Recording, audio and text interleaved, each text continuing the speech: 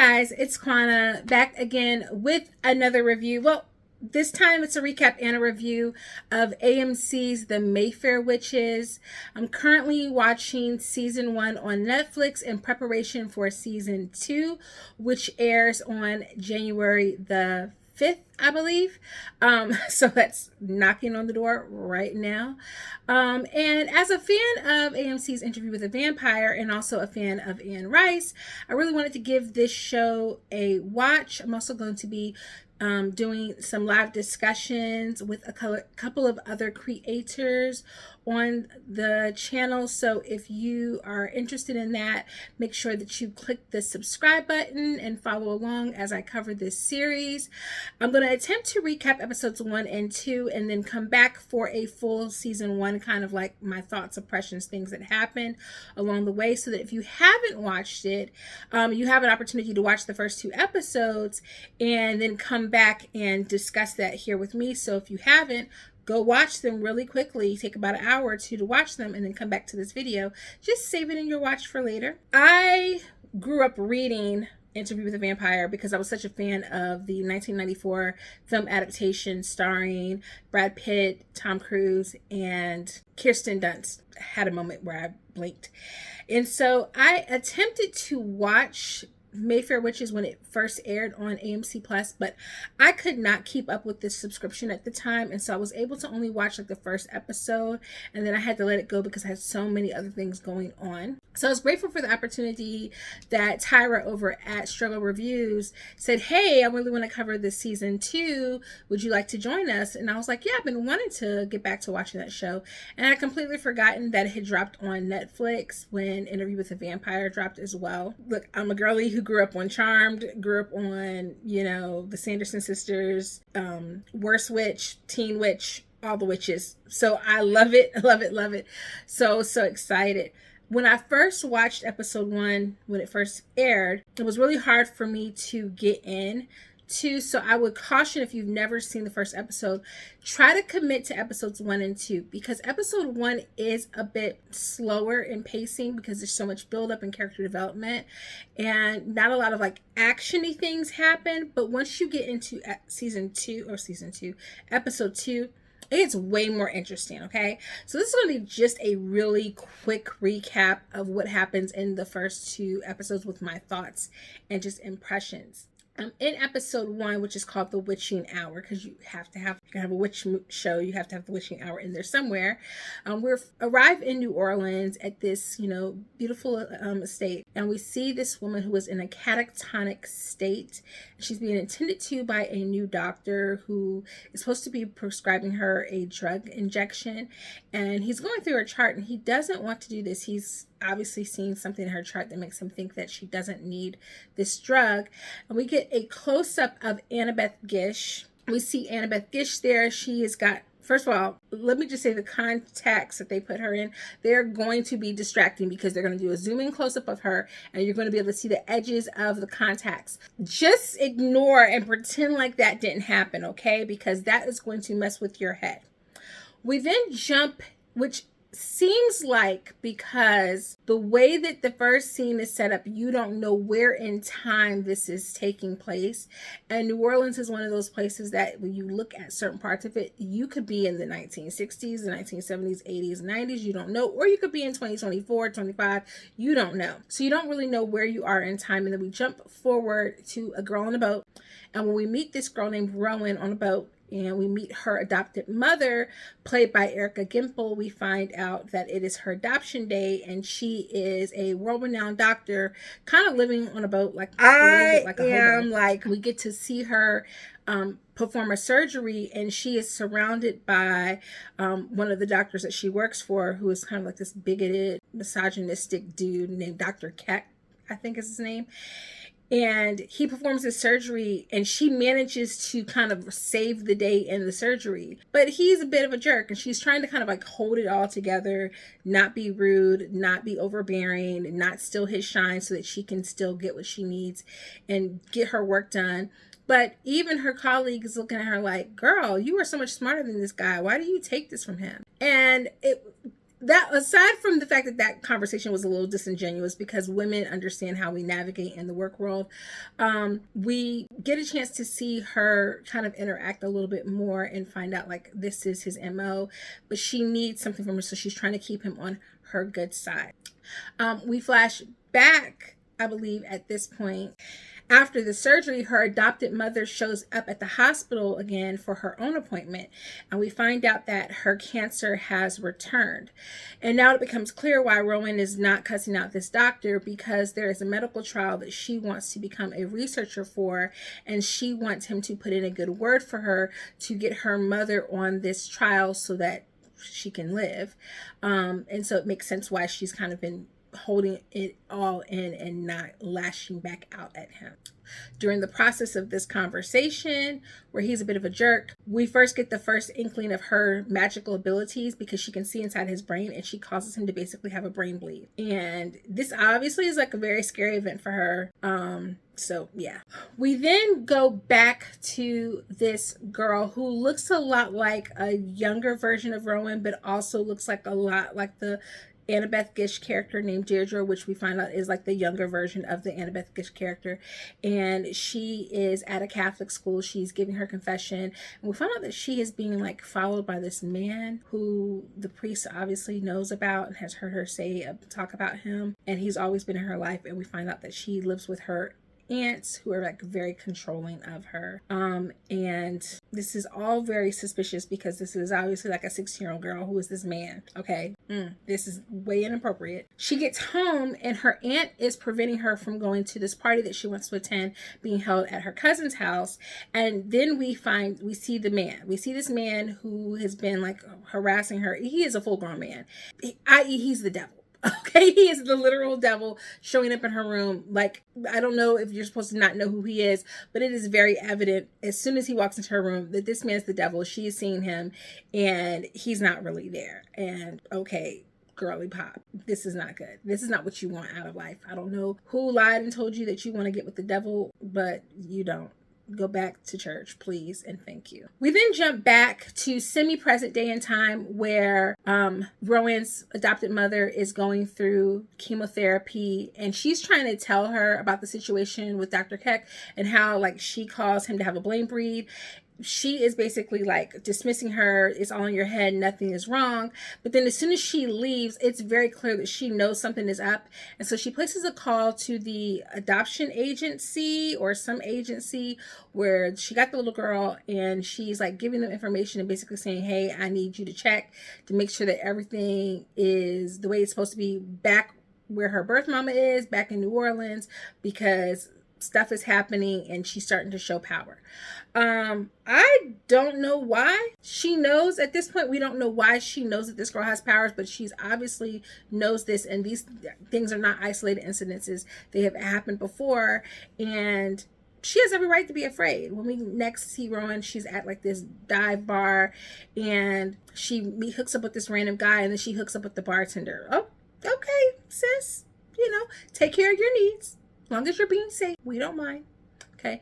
And it's so funny because basically like the bartender's like, why did you sleep with that guy? And like, you needed to come, he wasn't obviously hitting on nothing because you need to come over here and get some of this. Okay. Very suspicious. But I like the dynamic between the two of them, even though he's not in the scene very much. It seems like they have like a good rapport with each other. So there's that. Okay, so then we then go to Deirdre's cousin's house where they're having this lavish party. There's a lot of would-be kinky stuff going on here. Somebody is rubbing this man's feet. Okay, then he's got these random boys that are showing up. It is very much giving Rosemary's Baby. And eventually Deirdre shows up looking gorgeous. Everyone is shocked to see her there, and she hooks up with this random boy who's basically been picked for her. But when we get back to wherever they are knocking the boots at the cousin's house upstairs in the bedroom, we soon see that she is not getting it on with the boy from the party, but she is in fact getting it on with the devil, and she does not see this. I don't know if she can witness it. We are clearly seeing it. It is very much giving Rosemary's Baby kind of situation. Also, I'm gonna need somebody to tell me how old this girl is supposed to be, because it was very uncomfortable, because in my mind she's like 16, 17 years old. Why are we watching this girl having her moment on television. I'm just saying. It's not real, but I'm just saying. Okay. The next morning, oh boy is dead on the ground, and Deirdre doesn't know what's going on. We then get back to the adopted mom, and she is talking to this black guy named Cyprian, I think is his name, and he is supposed to be like kind of trailing the situation, making sure that everything is under lock and key back down in New Orleans to kind of prevent, I guess, Rowan from coming into her full power. Mom knows obviously more than what she should know, and her cancer is progressing rapidly. I don't really know how much time is passing in the midst of all this, but it is clear that like it's definitely some months are going by in this first episode, which was a little disarming. All right, so Dr. Rowan Felding makes it to the guy who owns like the clinical trial and the medications that's going to kind of save her mother. He is a complete butthole, and he basically harasses her out the gate by urinating in front of her and invites her to join him, but tells her that she has to pick someone to take off of the clinical trial in order to put her mother on.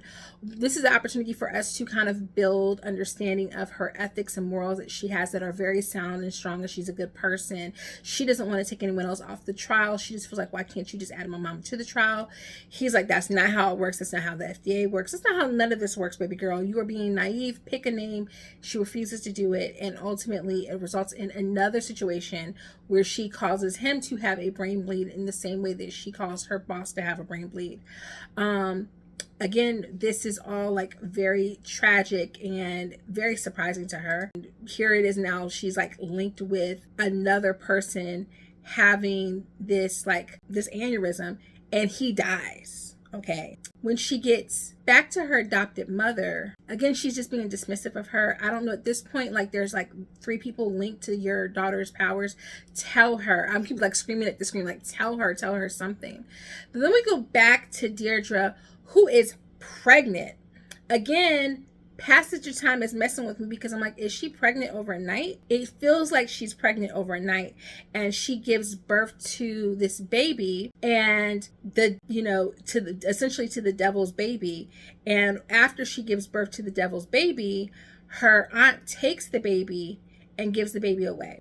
While we're going through kind of like this situation of them taking the baby away, we then cut over to Rowan and her adopted mother, who is basically dying, and she's visited by a priest and kind of like giving her last rites essentially, and she passes away.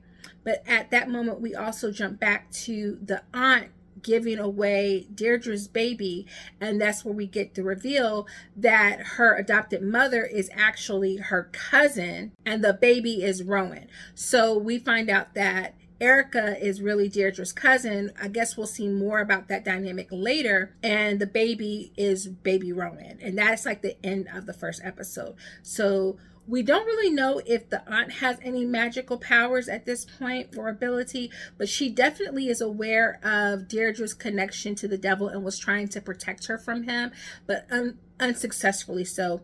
And now you have basically this baby that is the product of the witch and the devil. And that is where we end episode 1 with the witching hour. Okay. Again, I don't know why it was so difficult for me to get into this first episode. It wasn't a bad episode, lots of backstory, but I do think that it was like the way that the passage of time was handled. And I'll be honest, the sequence where we get to see Rowan getting it on or hooking up with the guy at the bar, hooking up with the bartender, unless he comes back at some point, I felt like that part of the episode was unnecessary, but everything else was really good, at least to understand her abilities as both a doctor and also her magical ability to essentially look in someone's brain. I don't know why she didn't try to look into like her adopted mother's body and see if she can fix the cancer, but that didn't come to her. And we get enough backstory to know that the catatonic woman on the porch was older Deirdre, who's been in this catatonic state. We don't really know why, but that is essentially Rowan's birth mother. And that is at the end of the first episode. I would give the first episode a 7 out of 10. It was a good first episode, but it wasn't groundbreaking, and it wasn't as jaw-dropping and as impactful as the season premiere of Interview with a Vampire. So I think that's why it probably took a lot of people to get more into it. I think they should have aired episode 1 and 2 together. Okay, so episode 2 of the Mayfair Witches is called Dark Places, and we dive even deeper into Rowan's powers, and also we find out a little bit more about the black man who Erica was calling, who obviously knows a little bit more about Rowan's origin than we even know. And we find out a little bit more about that situation, and also the connection with her and with Deirdre. So it actually opens up in 1691 in Scotland, and we see these two girls. They're sisters. They're picking herbs. I'm gonna guess that they're like witches, obviously. And one of the girls there's this man who's like waiting for them in the woods. She sends her sister away to kind of cover her eyes and protect her, while she goes up to the man, and essentially it looks like she's performing a happy for him. And in the process of that, we see a bunch of crows flying, and it seems like maybe there is some kind of arrangement with this man. I don't know if this man is the entity that we've been seeing in episode 1, but because of the way he looks and the way his face is kind of covered, it's kind of hard to see. But I would suggest that somehow or another they are connected. Then we go back to Rowan, who is, of course, grieving her adoptive mother's death and trying to find out more about the origin of her birth, especially because at this point now, she believes that she's responsible for 3 people having brain bleeds, one resulting in one person's death. And so she wants to find out more about her birth. So she calls the quote-unquote adoption agency where she believes that her adopted mother got her. And then she finds out that that agency wasn't even in existence when she was first adopted. Ergo, yeah, somebody's lying to somebody. I forgot to mention that at the end of episode 1, Dr. Lamb stops giving Deirdre the injection that was, I guess, keeping her in her catatonic state, and he also removes the chain from her neck. So in this episode, we begin to see her kind of coming out of that catatonic state, which is pretty important to the rest of the episode. At this point, we jump back to Deirdre, and I don't know if this first scene where we see her again is real or if this is happening inside of her mind, but the man comes back to her and tells her he has located her daughter, and then some stuff begins to happen in her dreamlike state or what have you. When we see her again, she's on the porch, still seemingly catatonic because the whole eye thing is still very weird. Okay, at this point, we go back to Rowan, who is trying to return to work, following everything that has happened so that she can manage and deal with her grief. And when we see her try to return to work, her boathouse is visited by the guy who was supposed to be, I guess, keeping tabs on the situation. We begin to see that he has a magical ability as well, that he can touch things and get a sense of like how they were used or the person who was connected to them. And so we obviously know that he is a warlock, I guess, is what I'm going to assume. And he is on the trail trying to find out more information, I guess, about Rowan and the awakening of her abilities.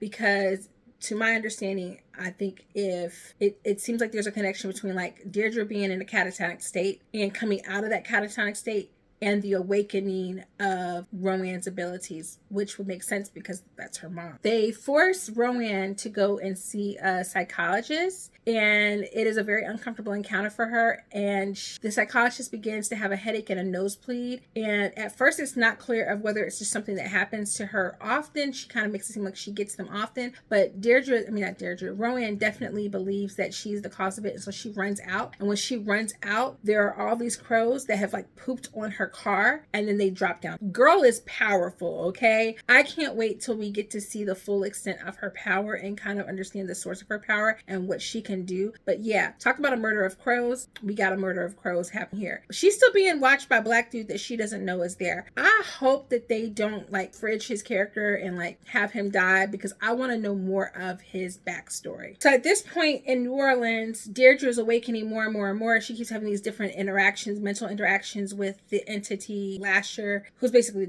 and it's causing her to awaken from her catatonic state. But Dr. Lim is there, and he is continuing to pretend like he is giving her a shot. At this point now, it's not clear to me. He just seems like he is a good guy. He's trying to do the right thing. But I also think that definitely he's being used as a tool by somebody, whether it's Lasher's able to reach out to him or somebody has got this guy in the works. I just feel like he's being manipulated, but he just seems like he's like trying to do the right thing.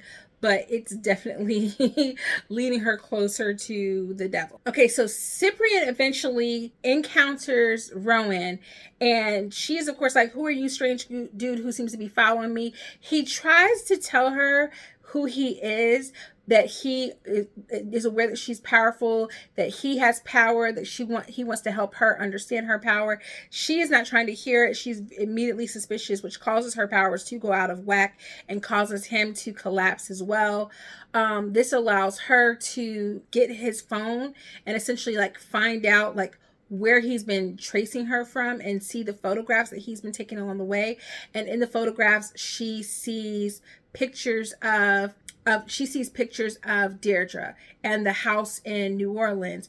And she's definitely like looking at this like, oh, this must be my adopted mother. Now at this point, Deirdre, whether it's in her head or in real life, is getting it on with the entity. Okay, too much. Okay, but what was like, okay, we getting into the little incest now, because on the flight when Rowan figures out where she needs to go to New Orleans, she's on this plane, she's flying to New Orleans, she is seeing Deirdre getting it on with Lasher and also essentially having those same feelings. Now that's her dad. She is feeling her daddy getting it on with her mama, which is making her too much. Okay, a little too much for me, but interesting turn. She eventually arrives to New Orleans, where she tracks down the house. But at this point, Deirdre is fully awakened, and she goes to see her cousin. Cortland, and still looking the same after all these years. She goes to see him. He is shocked that he's awake, but she's awake, but he also is like very knowledgeable about the man and was the one to orchestrate her being seduced by the man and impregnated by the man. Of course, thinking about like what's going to happen when the aunts find out that she is awake or whatever. She finds out that Lasher has located where Rowan is and that Rowan is nearby, and he tries to go and like grab her in the bathroom, and she stops it from happening. But then when she goes to the bed and breakfast or the restaurant or what have you, the hotel where Rowan is staying, she encounters her aunt, who tries to stop her, but she is too powerful at this point now, and she's not able to do it. And then we get to the very end of the episode where Rowan finally sees Deirdre the elevator, and then all of a sudden, okay, her neck is sliced. What in the world is it that they can't be together? So it's so many questions that I have at this point. I can't wait to watch episode 3. This episode was so much better just in the escalation of like more threads of stuff that we're getting. I would say that this episode was definitely giving like a 8 out of 10 in comparison to episode 1, which was like a 7 out of 10, because now I'm intrigued, okay, because you've got, is Lasher the devil, or is he a demon, or is he like, who exactly is he? Why is he trying to seduce the mama and the daughter? That's nasty. Why is Deirdre's neck essentially like slashed when she sees Rowan? Is it because they can't exist in the same spot? What is happening with Cyprian? Is he alive still? They better not kill Black Dude, okay? And what we find out a little bit more, because we didn't see, we saw her cousin, I think maybe for a second in one of the flashbacks, but we didn't really get a chance to see her cousin. So I want to know more about their relationship as well, because we did get that image of them in one of the pictures, see that they were like young girls together. So I want to know more about their dynamic as well. So I just have all of these questions now for season 1, episode 2, and going into the rest of season 1. So hopefully you have had an opportunity to watch the first 2 episodes. I am going to come back for my whole series review, but I think that this is a promising witchy show. I have not heard a lot of people talking about it, so if you have watched the Mayfair Witches, do me a favor, don't spoil anything in the comments, but let me know in the comments what the best episode is of this season, and I will make sure to talk about that episode in the next video. Okay, you guys, thank you so much for watching this video. Don't forget to hit the like and subscribe button. Don't forget we will be going live on Mondays to discuss season 2 episodes as they air, and I will see you guys in the next video. Toodles!